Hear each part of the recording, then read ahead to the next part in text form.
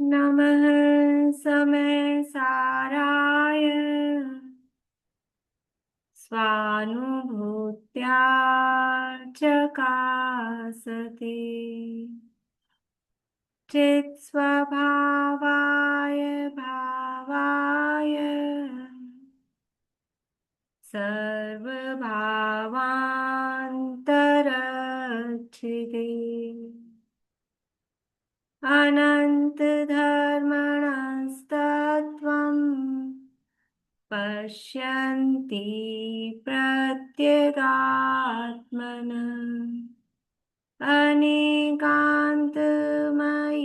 मूर्तिर् नित्यमेव प्रकाशिताम् वन्दे तु सर्वसिद्धे ध्रुवमचलमणोभवं गतिं पत्ते वोच्छामि समयपाहुड मृणमो सुधकेवली फणिदम्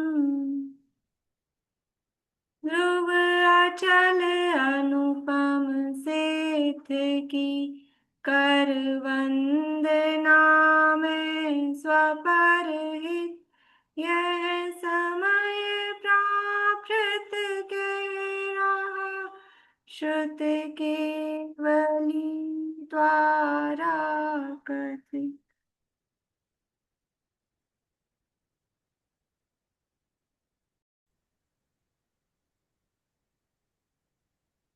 समाचार जी परमागम नामक ये ग्रंथ है, श्रीमद् भगवत आचार्य कुंद कुंद देव द्वारा रचित। इसके अंतर्गत हमने प्रारंभ किया है और अभी जो भाषा वचनिकाकार हैं पंडित जयचंद जी छाबड़ा, उनके मंगलाचरण की चर्चा हम कर रहे हैं। बोलिए रेणु जी, क्या पूछना है? नहीं, मैं बोल रही थी कि वो ये ना मणो मणोवमम और मिणमो, इन दोनों का अर्थ। अर्थ तो गाथा का अर्थ करेंगे तब करेंगे ही ना, अभी तो फिर अभी वो वही। चालू हो जाएगा। जब गाथा का अर्थ करेंगे थोड़ा सा पेशेंस रखिए, नहीं तो फिर ग्रंथ में से देख लीजिए, नहीं, फिर मैं वो सोची चालू हो जाएगा। ये मंगलाचरण वो याद मिनमो कर नहीं है ना, लेती। वो मिनमो नहीं है, फिर उसका संधि विच्छेद भी बताना पड़ेगा। फिर गाथा का अर्थ जब करेंगे तभी करेंगे। ठीक है, अभी तो खाली वो मंगलाचरण हम बोल रहे हैं, तो अब सारी चीजें तो एक साथ नहीं हो सकती है ना। प्रारंभ करेंगे तो धीरे धीरे ही चालू होगा। देखिए, यहाँ भाषा वचनिकाकार का मंगलाचरण हमने प्रारंभ किया था और उन्होंने सबसे पहले देवशास गुरु को नमस्कार किया और पहले छंद में, और उसके बाद में मैं समय सार का उपदेश यहाँ पर दिया जा रहा है, कहा जा रहा है, बताया जा रहा है, ऐसी प्रतिज्ञा की। और उसके बाद में इस समय सार नामक ग्रंथ में और समय सार नामक जो उसका वाच्य, उस ग्रंथ के माध्यम से जिसको बताया जा रहा है, शुद्धात्मा, इन दोनों में क्या संबंध है ये यहाँ पर बताया है। क्या संबंध है? समय सार शब्द में और शुद्धात्मा में क्या संबंध है? वाचक वाच्य संबंध है। वाचक वाच्य संबंध है। कौन वाचक है और कौन वाच्य है? वाचक कौन है और वाच्य कौन है? रेखा अभी। समय सार वाचक है और शुद्ध परमात्मा वाच्य है। दोनों जगह समय सार है। वाचक में भी समय सार है, वाच्य में भी समय सार है। तो वो वाचक वाला समय सार क्या है और वाच्य वाला समय सार क्या है? वा, वाच्य वाला समय सार तो शुद्ध परमात्मा अपना, और शुद्ध परमात्मा तो वाच्य, और वाचक जो समय सार शब्द है वो। हाँ, तो जो वाचक है वो तो है शब्द, शब्द रूप, या फिर अभी यहाँ बात करें ये ग्रंथ रूप, वो है वाचक। और जो अपना शुद्धात्मा है वो है वाच्य। देखो, जब वाचक वाच्य दोनों कहेंगे तो एक ही है, दोनों शब्द एक ही आ रहा है। गाय और गाय शब्द एक ही है, लेकिन गाय शब्द वाचक है और गाय नाम का जो पदार्थ है, वस्तु है, वो है उसका वाच्य। तो शब्द तो एक ही है, समय सार। लेकिन उसमें से वो समाचार शब्द वो वाचक है, और वो दिखा किसको रहा है, वो अपने शुद्धात्मा। और इसका दूसरा अर्थ लें वाचक वाच्य में, तो समय सार शब्द जो पुस्तक पे नाम लिखा है वो वाचक है, और समय सार ग्रंथ वो उसका वाच्य है। जब ग्रंथ को वाचक कहेंगे तो शुद्धात्मा वाच्य होगा। जब खाली समय सार ऐसे शब्द को वाचक कहेंगे तो वो ग्रंथ उसका वाच्य होगा। और कहीं कहीं समय सार शब्द अकेला शब्द भी शुद्धात्मा का वाचक होगा। समझ में आ रही बात? समयसार ग्रंथ वो वाचक है, और समयसार नाम का शुद्धात्मा वो वाच्य है। समयसार शब्द वो वाचक है, और समयसार ग्रंथ वो वाच्य है। और समयसार शब्द वो वाचक है, और शुद्धात्मा वो वाच्य है। यानी समयसार शब्द से वाच्य ग्रंथ भी हो सकता है, और अपना शुद्धात्मा वो भी वाच्य हो सकता है। और भी इसका अर्थ करें जो आगे चल के करेंगे। और समयसार शब्द का अर्थ कार्य परमात्मा रूप के रूप में भी कर सकते हैं। तो समयसार शब्द वाचक हो जाएगा, और अरहंत सिद्ध परमात्मा वो उनके उसके वाच्य हो जाएंगे। तो ये प्रकरण के अनुसार वाच्य वाचक देखना पड़ेगा कि अभी प्रकरण क्या चल रहा है। हर जगह वही की वही अर्थ लगे ऐसा जरूरी नहीं है। प्रकरण के अनुसार वो अर्थ वहां पर लगे। ठीक है।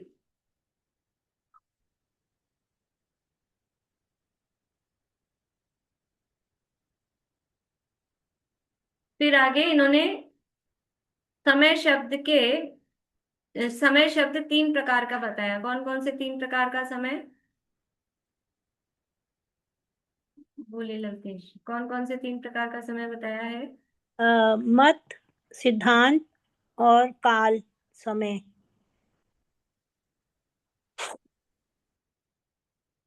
थोड़ा सा थोड़ा थोड़ा स्खलित हो गए हो सुनने में। समय शब्द के ये आपने मैं अर्थ बताए हैं। मैं पूछूं कितने प्रकार का बताया था? बोलिए। मैं मत, सिद्धांत और मान्यता, ये भी अर्थ ही हो गया। हाँ, बोलिए शशि जी। ज्ञान समय, अर्थ समय और शब्द समय, तीन हाँ, प्रकार का। शब्द समय, अर्थ समय और ज्ञान समय, ये तीन प्रकार का समय बताया था। शब्द समय, अर्थ समय और ज्ञान समय। और उस समय शब्द के अर्थ क्या है, तो वो जो अभी आपने बताया। क्या क्या अर्थ है समय शब्द के? बोलिए आशा जी। एक तो मत, एक सिद्धांत और एक काल। पर वो काल में मुझे समझ में नहीं आया कि कैसे कराया काल अर्थ। यानी समय, समय यानी काल, टाइम। अच्छा, समय वो होता है सिर्फ समय वाला एक मतलब, मिनट। काल वाला मतलब हाँ, समय। काल मतलब अभी टाइम क्या हो गया तो उसको काल बोलेंगे ना, समय, वो समय। एक मत में तो जैन जैन मत, जैन दर्शन लेना है या क्या लेना है मत में? हाँ, मत यानी वही दर्शन, फिलोसफी, वही। और सिद्धांत में ये खुद ग्रंथ जो जिसकी वासना की जो इसमें है, वो ग्रंथ में, वो सिद्धांत सिद्धांत का में क्या? मतलब ग्रंथ भी ले सकते हैं, और सिद्धांत का मतलब वो यहाँ समय रूप यानी समय शब्द से सिद्धांतों को भी, जैसे सिद्धांत जो नियम रूप से कहे जाते हैं उनको हाँ, तो वो सिद्धांत। जो इसमें कहे गए हैं, ये वो समय हाँ, सार में जो सिद्धांत, वही सिद्धांत हाँ, ना। वो सिद्धांत। और तीसरा शब्द वो समय यानी टाइम जो है। तो ये तीन अर्थ बताए थे। और भी इन्हीं प्रकार के इसके अनेक प्रकार के अर्थ हैं। तीन तो हमने बताए हैं, और समय शब्द के अनेक प्रकार के अर्थ होते हैं। तो आप समझना। अब इसमें अर्थ समय है, वो अर्थ समय वो इसमें सारभूत है। बोलिए। जैसे एक सिद्धांत ग्रंथ को भी तो कहते ना, तो हाँ, तो इसका सिद्धांत बताया तो था उसे। सिद्धांत शब्द के अर्थ की किसी भी कोई नियम है जो, एक तो जो सिद्ध हो गया है, सिद्ध हुआ हुआ अंत, सिद्ध अंत, जो सिद्ध है प्रसिद्ध है ऐसा धर्म, अंत यानी धर्म, उसको सिद्धांत कहते हैं। और सिद्ध है अंत में जिसके, उसको भी सिद्धांत कहते हैं। तो जिस शास्त्र के अंत में, एंड में पहुंचा के सिद्धों तक पहुंचा रहा है, वो सब सिद्धांत शास्त्र कहलाते हैं। या फिर जो भी धर्म है वस्तु के, वो सिद्ध है, प्रसिद्ध है, तो वो सिद्धांत कहलाता है। और अपने शब्दों में हम कहें तो जो भी नियम होते हैं, नियम टाइप की जो चीजें हैं, उनको हम सिद्धांत कहते हैं। तो ऐसे एक शब्द के अनेक अर्थ होते हैं। वो आपको देख के मुझे याद आ गया, वो जैसिनाचार्य वाले ग्रंथ में समय सार में 439 ही करना है। 439, 439, ठीक है। वो किन्हीं संस्करणों में, मतलब कोई एडिशंस में 437 छपी हुई है, पर फिर 2-3 एडिशन में 437 छपी हुई है, लेकिन फिर देखा है और सब जगह तो वो 439, उन्होंने खुद ने अंत में लिखा है कि 439 गाथाएं मैंने लिखी हैं, मतलब आचार्य देव ने, कुंतुकाचार्य ने लिखी हैं। तो इसलिए वो थोड़ा कंफ्यूजन हो रहा था, किसी एडिशन में 437 थी, किसी में 439 का वो लाइन मिल रही थी लिखी हुई, तो ऐसा थोड़ा कंफ्यूजन हो रहा था उससे। तो 439, 439 जैसिनाचार्य वाले समय सार में, ठीक है। जो ये आचार्य का समय सार और ये जो अपन पढ़ रहे हैं ये अलग अलग है, और हुकुमचंद जी बारेल इसके अलग के वो हैं। नहीं देखिए, मूल में गाथाएं तो कुंद आचार्य की हैं, हाँ समय वो सार तो। वही है जो कुंद आचार्य का है, लेकिन हाँ उसकी टीका अलग अलग आचार्यों ने की है। तो एक जो टीका जिसको हम बेस बना रहे हैं, वो आत्मख्याति अमृतचंद्राचार्य द्वारा रचित है। उसमें वो चार अभी सौ अपन पढ़ेंगे, वो अमृत चंद्र आचार्य के हाँ, द्वारा लिख, और हुकुमचंद जी बारेल ने। अमृतचंद्राचार्य वाला पढ़ेंगे। और जहां हम बीच बीच में, जैसे अभी हमने जयचंद जी छाबड़ा के मंगलाचरण से चालू किया है, तो जहां आवश्यकता होगी, जहां विशेषता होगी, वहां हम जयसेनाचार्य का भी देखेंगे, जयचंद जी छाबड़ा का भी देखेंगे। और बेस रूप में हमने वो डॉक्टर हुकुमचंद जी भाई वाला वो इसलिए लिया है कि हम लोगों के लिए केवल हमको ज्यादा, मतलब समझ लीजिए कुछ यूनिवर्सिटी लेवल पे या उस तरह से नहीं पढ़ना है, हमको केवल स्वाध्याय के हिसाब से पढ़ना है। तो उसमें सरलता से उन्होंने, डॉक्टर हुकुमचंद जी भाई ने उसमें सरलता से दिया है, इसलिए हमने अमृत चंद्र आचार्य का कई। उन्होंने और सरलता से बताया, कहने का मतलब हुकुमचंद जी बारेल ने। हाँ, उसी उसी बात को उन्होंने सरल शब्दों में दिया है, बात वही है। तो जहां आवश्यकता पड़ेगी वहां हम जैसेनाचार्य का भी लेंगे, वो उन्होंने भी लिया है बहुत जगह। और आवश्यकता पड़ेगी वहां बनारसी दास जी का भी या जयचंद जी छाबड़ा का भी, जहां जहां हमको जैसे आवश्यकता पड़ेगी वो हम साथ में लेंगे। लेकिन बेस के लिए एक आधार, हम जैसे हम तत्वार्थ सूत्र में हमने आधार एक रखा है, लेकिन हम पढ़ते हैं सब तरह से, सब जगह से, वैसे ही यहाँ पर भी हम उसी तरह से देखेंगे, जैसे आवश्यकता होगी, जिस तरह की बात लगेगी। तो ये जो अर्थ समय है, अर्थात समय नाम का पदार्थ, यानी पदार्थ को समय कहते हैं। अर्थ समय का मतलब क्या हुआ, पदार्थ को, वस्तु को समय कहते हैं। तो जो वस्तु है, यानी द्रव्य, वस्तु कहो, पदार्थ कहो, द्रव्य कहो, एक ही बात है। तो उन द्रव्यों में भी जीव नाम का जो समय, जीव नाम का पदार्थ है, वो सारभूत है। और जीव नाम के पदार्थ में भी जो द्रव्य कर्म, भाव कर्म, नो कर्म से रहित ऐसा शुद्धात्मा, वो सारभूत है। तो उस समय सार का कथन हम यहाँ पर करेंगे, जो कि सार में सार, सार में सार, ऐसा एक अत्यंत शुद्ध है, ऐसा शुद्ध आत्मा का कथन हम यहाँ करने वाले हैं। पांचवा छंद हो गया था क्या अपना, नाम आदिक छह, पांचवें छंद से पढ़ना। देखिए,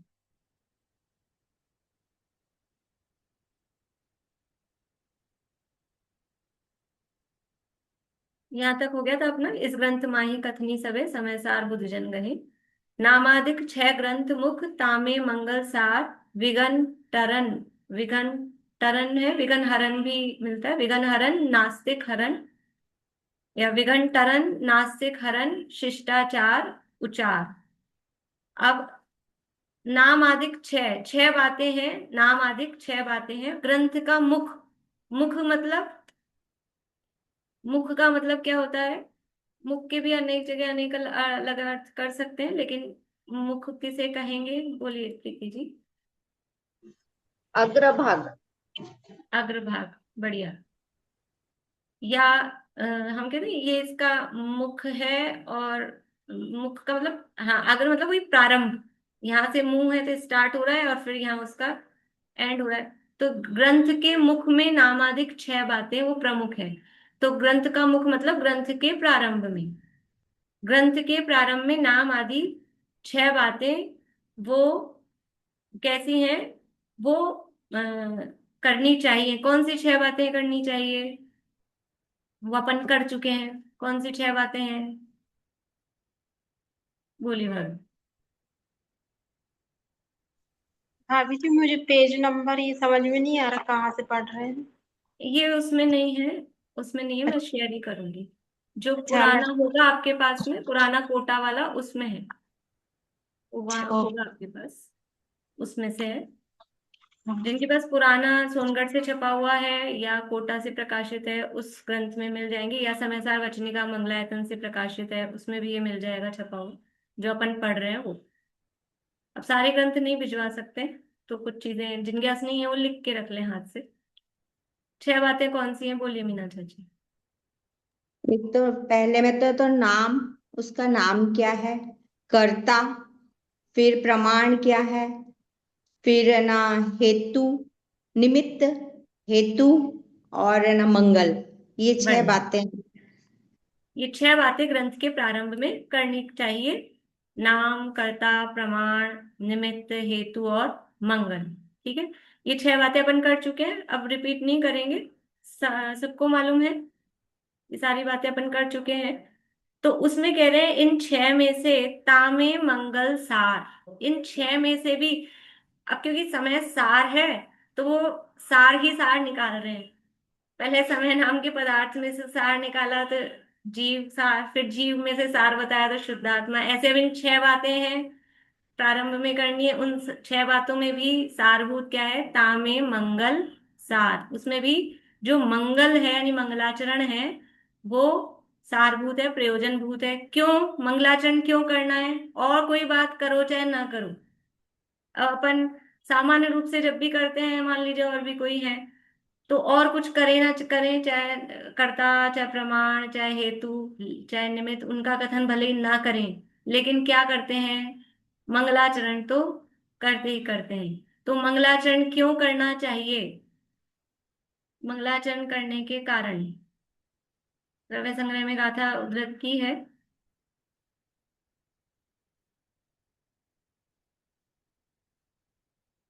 मंगलाचरण करने के कारण, बोलिए कविता जी। मंगलाचरण करने का जो मेरे को लग रहा है वो यही है कि जिस तरह के स्कूल जाते हैं तो पहले प्रेयर करना जरूरी है। आफ्टर प्रेयर ही हम लोग कोई कार्य शुरू करते हैं, तो it mean this is the, हम ध्यान कर रहे हैं भगवान का, उनकी आराधना कर रहे हैं, उनकी स्तुति कर रहे हैं। तो मंगलाचरण का यही उद्देश्य है। Maybe I don't know I am wrong और राइट। हाँ, मतलब क्या है, प्रेयर करते हैं का मतलब हम जो हमारे कोई इष्ट देवता है उनको यस, याद करते हैं ना, ये या मतलब हुआ। या ठीक है, या तो मंगलाचरण करने का मतलब है इष्ट देवता को याद करना। बढ़िया, और कोई मंगलाचरण करने का क्या प्रयोजन है, बोलिए कविता जी। हम जो ग्रंथ चालू कर रहे हैं वो हमारे निर्विघ्न होके ये ग्रंथ हमारा पूर्ण रूप से हो जाए। बढ़िया, ग्रंथ की या जो भी काम हम कर रहे हैं, अकेला ग्रंथ के समय ही नहीं, कोई भी काम करते हैं, महिला संगीत करते हैं ना शादी ब्याह में, महिला संगीत में मंगलाचरण। और शादी का काम प्रारंभ कर रहे हैं, उससे पहले भी वो कलश, मतलब कलश वलश लाने का कुछ कार्यक्रम होता है ना, वो मंगल रूप से ही होता है। विधान कर रहे हैं तो मंगल कलश विराजमान करेंगे। ये सब क्या है, वो मंगलाचरण के प्रतीक हैं। और हमारा काम निर्विघ्न समाप्त हो जाए, ऐसी भावना उसमें रहती है। तो इष्ट देवता को नमस्कार करना, कार्य की निर्विघ्न समाप्ति। और बोलिए शशि भाभी। शिष्टाचार के लिए भी करते हैं, किसी के प्रति विनय भाव प्रदर्शित करने के लिए करते हैं। हाँ, शिष्टाचार एक एक एक वो है, लोक व्यवहार है भी करना चाहिए, तो एक लोक व्यवहार के लिए भी करते हैं। ठीक है, और विनय विनय भाव प्रदर्शित करने के लिए, उसके लिए भी ये किया जाता है। ठीक है, और एक कारण और रह गया है, बोलिए सुलोचना भाभी। नास्तिकता का परिहार करने के लिए। नास्तिकता का परिहार, हम मंगलाचरण करते हैं तो उसमें इष्ट देवता को नमस्कार कर रहे हैं, तो कोई हमको है, हम मतलब वरना कोई हमको कहे तो नास्तिक है, किसी को मानते ही नहीं, भगवान का नाम ही नहीं लेते। तो नास्तिकता का परिहार, 4 कारण मुख्य रूप से दिए हैं मंगलाचरण करने के, वो यहाँ पर नीचे दिए हैं, देखिए। विघ्न हरन, विघ्न टरन, नास्तिक हरन, शिष्टाचार उचार। विघ्न टरन, विघ्न दूर हो जाए, निर्विघ्न समाप्ति हो हमारे कार्य की, टरन यानी टल जाए, दूर हो जाए। नास्तिक हरन, हम नास्तिक नहीं हैं, हमारी श्रद्धा भगवान में है, हम भगवान को या जीव के अस्तित्व को मानते हैं, ऐसा नास्तिकता का परिहार करने के लिए, नास्तिकता को दूर करने के लिए। और शिष्टाचार, एक शिष्टाचार है, लोक व्यवहार है, एक समझ लो एक पद्धति या रीति है, लोक में कोई भी काम करेंगे तो इस तरह से मंगल करना चाहिए, तो एक शिष्टाचार है। और उच्चार का मतलब भगवान का नाम लेना, अपने इष्ट देवता का उच्चारण करना, उनका नाम उच्चारण करना, स्मरण करना। ये 4 कारण इस मंगल के लिए बताए गए हैं। यानी मंगलाचरण क्यों करना चाहिए, तो इन 4 कारणों के से मंगलाचरण किया जाता है। कार्य की निर्विघ्न समाप्ति हो जाए, नास्तिकता का परिहार हो जाए, शिष्टाचार का पालन हो जाए, और इष्ट देवता का नाम स्मरण करने के लिए, ये 4 कारणों से मंगलाचरण किया जाता है। तो हमने भी मंगल इसमें किया है। कौन से किन को याद किया है, कौन से इष्ट देवता को नमस्कार किया है यहाँ पर? यहाँ मंगलाचरण जयचंद जी छाबड़ा ने किया, तो कौन से इष्ट देवता को नमस्कार किया? बोलिए सुनीता आंटी। सिद्धों को नमस्कार किया और अपने जयचंद जी छाबड़ा का विश्वनाथ। पक्ष हूँ, अभी अपन आगे बढ़े नहीं है, आप पुराना ज्ञान को अभी साइड में रखिए। जयचंद जी छाबड़ा ने यहाँ किनको नमस्कार किया?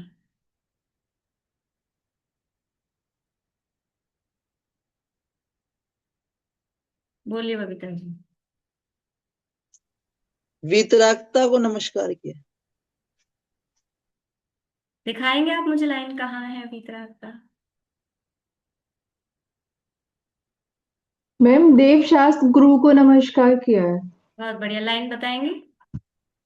मैम हमारे पास वो अच्छा, लिखा हुआ नहीं आपके पास, ठीक है, बढ़िया। देवशास्त्र गुरु को, देखो मेरे को ये समझ में आ रहा है कि आप लोग बस अपना पूर्व ज्ञान ही अगर रख रहे हैं तो फिर सबने, इसीलिए मेरे को ज्यादा मतलब ये था कि समय सारे लोग पढ़ते रहते हैं सब, और वो पूर्व पुराना ज्ञान सबके पास में है ही है।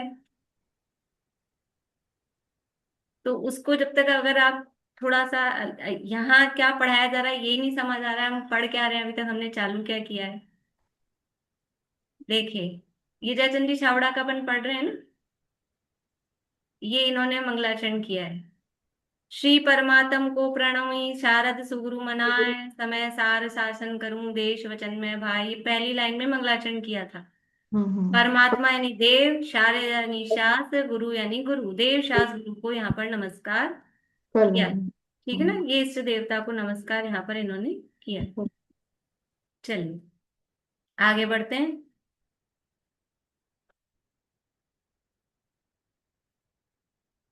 देखिए, पहले मैं कह देती हूँ, ये प्रवचन नहीं है, क्लास है।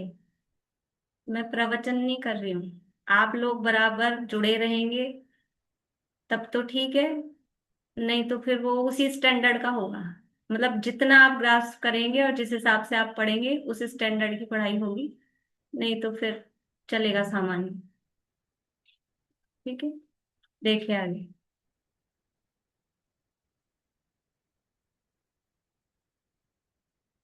ये इनका ये यहाँ तो पूरा हो गया है। अब जो अमृत चंद्राचार्य का कलश आएगा उससे पहले एक छंद इस वाले में भी देर से होगा, इसके बाद इनकी पीठिका वगैरह है वो अपन अपने ही पढ़ रहे हैं क्योंकि अपने सबके पास ये वाला ग्रंथ नहीं है। अब अपन उसी से, जो ग्रंथ आपके पास है उसी ग्रंथ को खोल लीजिए, वहीं से पढ़ते हैं अब अपन। इसमें सबसे पहले ये गायक भाव प्रबोधिनी नाम की टीका है, डॉक्टर हुकुमचंद जी भारेल द्वारा रचित। इन्होंने भी मंगलाचरण किया है। पहला पेज निकाल लीजिए मंगलाचरण का, उसमें ज्यादा अर्थ करने की जरूरत नहीं है, अपन थोड़ा सामान्य सा उसको पढ़ के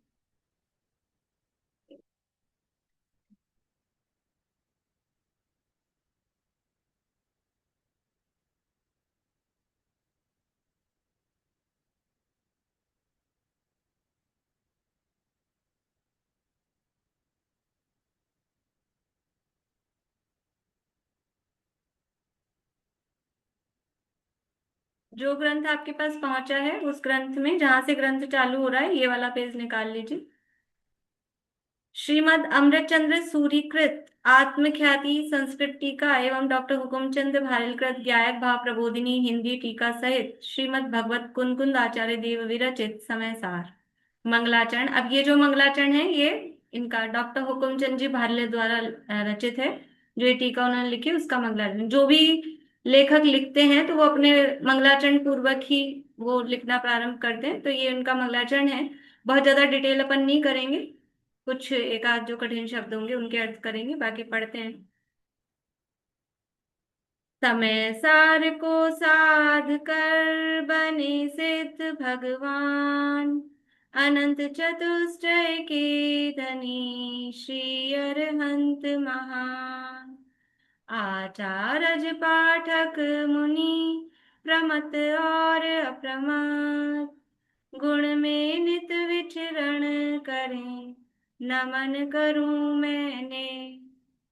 ज्ञायक भाव प्रकाशिनी भाषी श्री भगवान, परम तत्व प्रतिपादिनी जिन वाणी जयवंत। देखिए किसको नमस्कार किया है सबसे पहले? सिद्ध भगवान। सिद्ध भगवान सिद्ध कैसे बने हैं? समय सार को साध कर। कौन से समय सार को साधा? ये जो समय सार ग्रंथ है इसको पूरा घोल कर पी गए। कैसे साधा? कौन से समय सार को साधा? पूरी गाथाएं याद कर ली, 415 439, तो सिद्ध हो जाएंगे कि ये समय सार का अर्थ क्या लेना है? अपना शुद्धात्मा। उस शुद्धात्मा को साध कर मतलब उसकी साधना करके जो सिद्ध भगवान हुए हैं। और अरहंत कैसे हैं? अनंत चतुष्टय के धनी। अरहंत भगवान वो अनंत चतुष्टयधारी हैं, ऐसे वो अरहंत भगवान हैं। और ये जो समय सार को साध कर, ये जो लाइन है ये सबके साथ लगाना है। समय सार को अकेले सिद्ध भगवान ने साधा और अरहंत भगवान बिना समय सार को साधे अरहंत हो गए, ऐसा नहीं। समय सार को साध कर, ये तो समझ लो मुख्य बात कही, इसको साध कर सिद्ध बन गए, वो सिद्ध भगवान है। इस समय सार को साध कर अनंत चतुष्टय के धनी हो गए। कौन हो गए अनंत चतुष्टय के धनी? वो अनंत भगवान हो गए। इस समय सार को यानी अपने शुद्धात्मा को साध कर आचार्य यानी आचार्य, पाठक यानी उपाध्याय, और मुनि यानी मुनिराज साधु, वो भी समय सार को अपनी शुद्धात्मा को साध कर उसकी साधना करके ही आचार्य उपाध्याय और साधु हुए हैं। और वो कैसे हैं आचार्य उपाध्याय और साधु? प्रमत्त और अप्रमत्त गुण में नित विचरण करें। ये आचार्य उपाध्याय साधु ये प्रमत्त और अप्रमत्त गुण में नित विचरण करें। हमने तो अभी अभी 6 सामान्य गुण पढ़े थे और विशेष गुण भी पढ़े थे। ये प्रमत्त और अप्रमत्त कौन सा गुण है? सामान्य गुण है कि विशेष गुण है? प्रमत्त और अप्रमत्त सामान्य गुण है कि विशेष गुण है कि कुछ और है?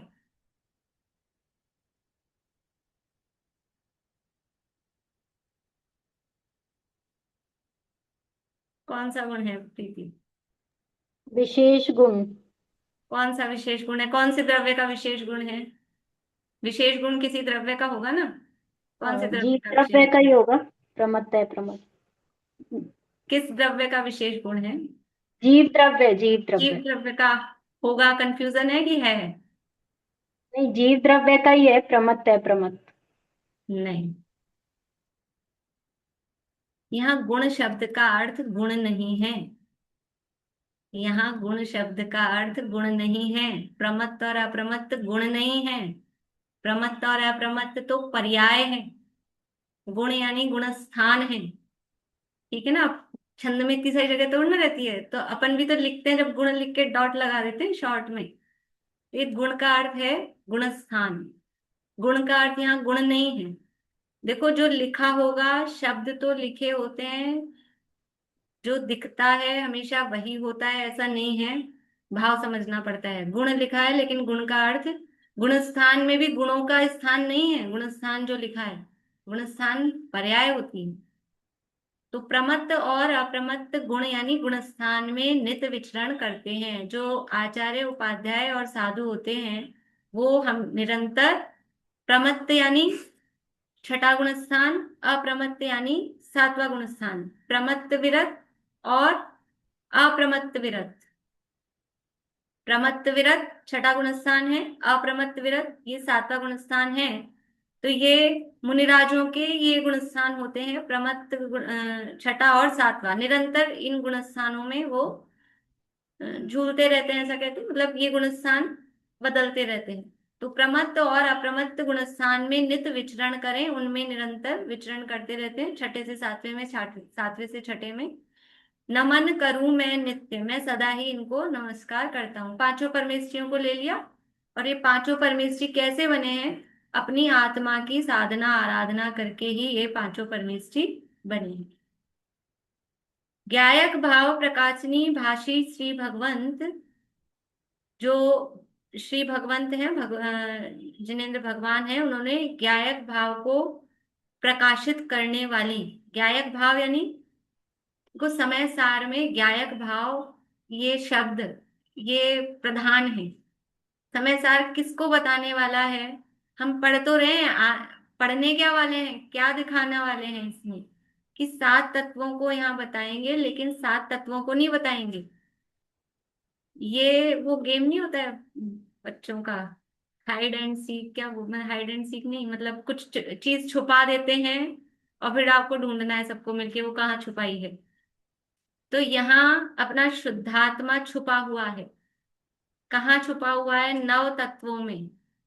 उन 9 तत्वों में छुपी हुई आत्म ज्योति है, उसको यहाँ कुंकुंद आचार्य देव समय सार नाम के ग्रंथ के माध्यम से हमको बताने वाले हैं। तो वो तो अभी बताएंगे, 5वीं गाथा में कहेंगे कि मैं तो दिखाऊंगा अपने संपूर्ण वैभव से, अपनी संपूर्ण ताकत से, लेकिन देखने वाले की को भी तो ताकत लगानी पड़ेगी, उसको भी तो अपने मेहनत करनी पड़ेगी। हम मेहनत कर रहे हैं तो सामने वालों को भी करनी पड़ेगी। तो वो भी कह रहे हैं तुम भी उतनी ही मेहनत से देखना। ये 5वीं गाथा आएगी तो वो कहेंगे।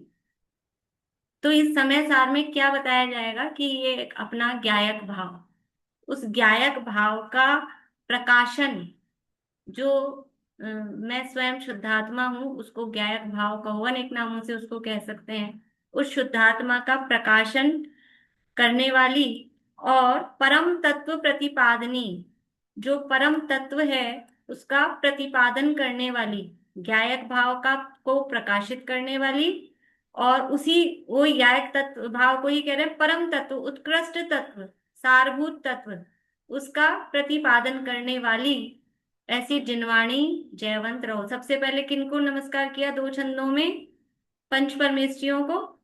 तो उसमें देव आ गए और गुरु आ गए, ठीक है। और फिर अब ये तीसरे छंद में किनको नमस्कार कर रहे हैं? जिनवाणी जयवंत, जिनवाणी को, यानी देव गुरु और शास, इनको यहाँ पर नमस्कार कर रहे हैं। वो ये भी मंगलाचरण कर रहे हैं ना, तो इष्ट देवता का स्मरण कर रहे हैं। तो पंच परमेष्ठी भी हो गए और देव शास गुरु भी हो गए कि ज्ञायक भाव को प्रकाशित करने वाली, परम तत्व का प्रतिपादन करने वाली, जिनेन्द्र भगवान के द्वारा भाषित कही गई ऐसी जिनवाणी जयवंत वर्ते, ठीक है। साधक गण का एक मात्र है साध्य, जो मुक्ति मार्ग का एक मात्र आराध्य, जो उसमें ही मन रमे निरंतर रात दिन, परम सत्य शिव सुंदर ज्ञायक भाव जो। साधक गण का एकमात्र, जो भी साधक है, यानी मुक्ति की साधना करते हैं, गण यानी उनका समूह, उनका साध्य यानी वो किसकी साधना कर रहे हैं, वो किसका ध्यान कर रहे हैं, वो उनका जो साध्य है, और मुक्ति मार्ग का एकमात्र आराध्य, मुक्ति मार्ग में जिसकी आराधना की जाती है वो एकमात्र जो तत्व है वो आराध्य, जिसकी आराधना की जाए वो कहलाता है आराध्य, जिसकी साधना की जाए वो कहलाता है साध्य। उसमें ही मन रमे निरंतर रात दिन, और उसमें ही हमारा मन रात दिन उसमें ही रमे। कौन है वो? परम सत्य शिव सुंदर ज्ञायक भाव जो परम सत्य है। सत्य का अर्थ सत्य जो हम बोलते हैं झूठ नहीं है, सत्य वो, और सत्य यानी सत स्वरूप, अस्तित्व स्वरूप जो है, जिसकी सत्ता है, ऐसा सत स्वरूप शिव यानी कल्याणकारी, सुंदर, अ, अ, अ, सुंदर का अर्थ बताना पड़ेगा, मतलब जो अपने को सबको पसंद आए, ऐसा सुंदर, ऐसा वो अपना ज्ञायक भाव है उसमें ही। यानी ये जो ज्ञायक भाव है, ये सुंदर है, शिव है, परम सत्य है, उसमें निरंतर रात दिन मन रमता है, वो ही मुक्ति मार्ग का आराध्य है और साधक गण का साध्य है। ठीक है, आगे। केवल ज्ञायक भाव जो बद्धा बद्ध नहीं है, जो प्रमत्त अप्रमत्त न शुद्धा शुद्ध नहीं है, नए प्रमाण के जिसमें भेद प्रभेद नहीं है, जिसमें दर्शन ज्ञान चरित के भेद नहीं है। अब उसी ज्ञायक भाव का या शुद्धात्मा का स्वरूप बता रहे हैं कि वो ज्ञायक भाव केवल ज्ञायक भाव ही है, मात्र ज्ञायक भाव। ज्ञायक भाव मतलब, ज्ञायक का मतलब होता है ज्ञायक, ज्ञायक, ज्ञा ज्ञान करने वाला, वो कहलाता है ज्ञायक, जानने वाला। तो क्या है, केवल यानी मात्र वो ज्ञायक भाव, यानी जानने वाला, वो जो शुद्धात्मा है, दृष्टि का विषय, जो पहले कह के आ गए हैं कि मुक्ति मार्ग का वो आराध्य है, साधना करने वालों का वो साध्य है, ऐसा वो ज्ञायक भाव, वो बद्ध भी नहीं है और अबद्ध भी नहीं है। मतलब वो कर्मों से बंधा है कि नहीं बंधा है, ऐसा वो शुद्धात्मा कर्मों से बंधा है कि नहीं बंधा है, ये प्रश्न रखना। ये प्रश्नों का जवाब आगे इस ग्रंथ में आने वाला है। वो जो स्वरूप बताएंगे ना, वो कर्मों से बंधा है कि नहीं बंधा है, कि कहेंगे आगे।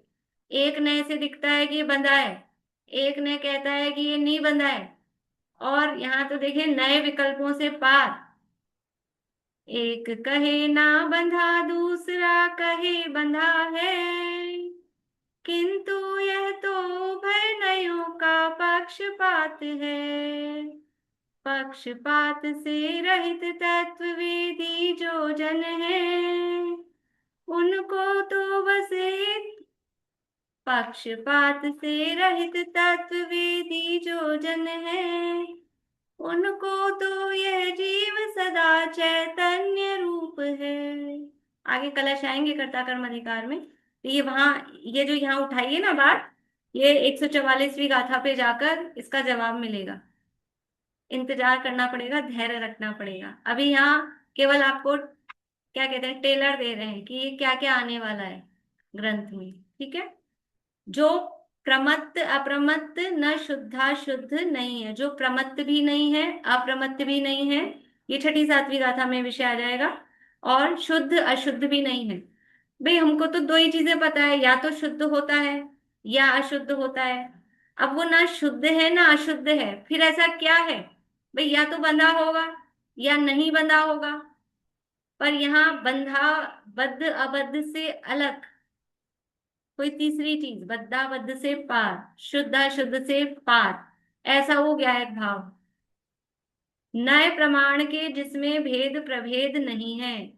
वो इस नय से जाना जाएगा, उस नय से जाना जाएगा, प्रमाण से जाना जाएगा कि परमाण नय निक्षेप को न उद्योत अनुभव में दिखे। हम उस ज्ञायक भाव को बताएंगे जहां ये नयों का पक्ष ये विलय हो जाएगा, प्रमाण जहां अस्त हो जाएगा। यदि न नय श्री रत्मेति प्रमाणम, आगे ये सब कलश आने वाले हैं, जिसमें दर्शन ज्ञान चरित्र के भेद नहीं है।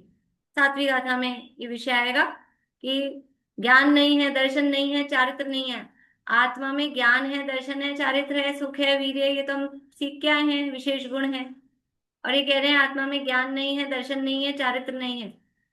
थोड़ा सा क्या बोलते हैं, जो एक वो होता है ना, कहीं इस तरह के वो होते हैं, अपने डिज्नीलैंड वगैरह होते हैं ना, तो कोई ऐसे वाले झूले होते हैं, बहुत तेजी से ऊपर नीचे होते हैं, तो वहां लिखा रहता है हार्ट के पेशेंट वो इस झूले में ना बैठे, है ना। और कहीं कहीं कोई इतनी ऊंची कोई इस तरह की उड़ान हो रही हो कुछ हो, तो हार्ट के पेशेंट नहीं बैठे। तो यहाँ भी समय सार में जिनका दिल कमजोर है, जिनका कमजोर दिल है, वो जरा सावधानी से सुने क्योंकि यहाँ कुछ ऐसी बात करेंगे, बोलेंगे सब उलट पुलट कह रहे हैं।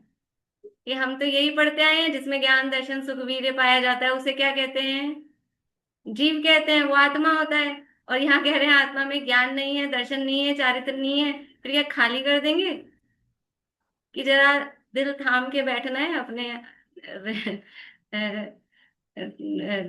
गोली वोली लेके बैठना, जरा तैयार होके। ये थोड़ा रिस्की मामला है, सावधानी से। यहाँ कुछ विशेष बताने वाले हैं उस शुद्ध, क्योंकि यहाँ पहले कह रहे हैं ना शुद्ध आत्मा का स्वरूप बताएंगे। वो शुद्ध आत्मा कैसा है वो यहाँ पर बताने वाले हैं।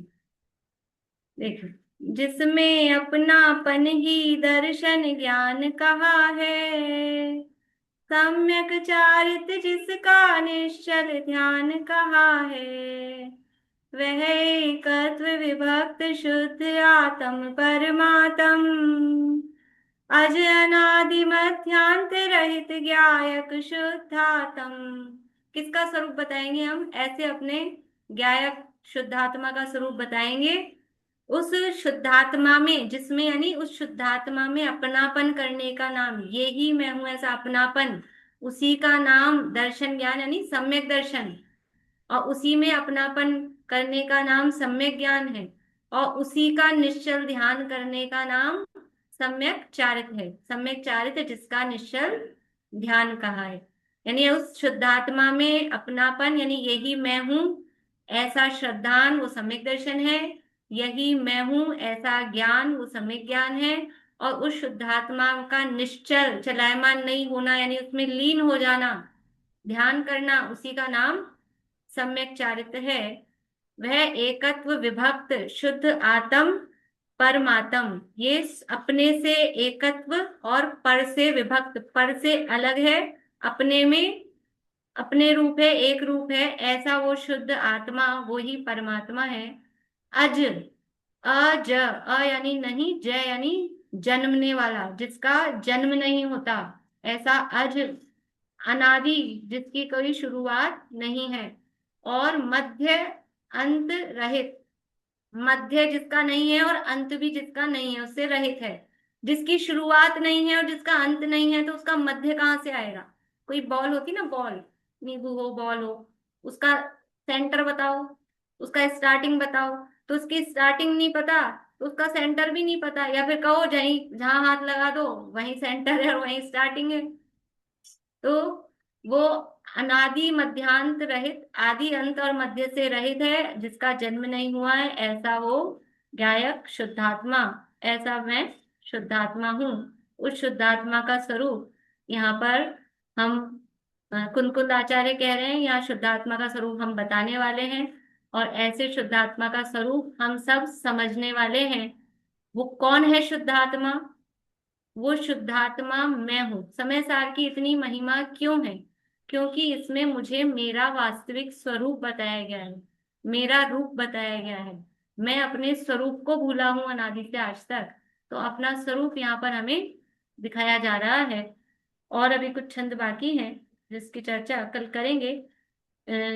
आप लोगों से मैंने कहा था गाथाएं याद करें प्राकृत की, और जिनसे प्राकृत की नहीं हो पा रही हैं बिल्कुल, तो वो पद्यानुवाद याद करें। और जिनसे दोनों ही चीजें नहीं हो पा रही हैं, तो कम से कम ये मंगलाचरण जो ये डॉक्टर हुकुमचंद जी भारेल का है, 10 छंद हैं इसमें, 10 में से भी आप 8 कर लेंगे या 9 कर लेंगे तो भी चलेगा, एक लास्ट वाला तो चलो कोई बात नहीं। तो इतना तो कम से कम याद करें, तो शुद्धात्मा का कुछ स्वरूप अपने को उससे ख्याल आए। शेष चर्चा अपन कल करेंगे। अब यहीं पूरा।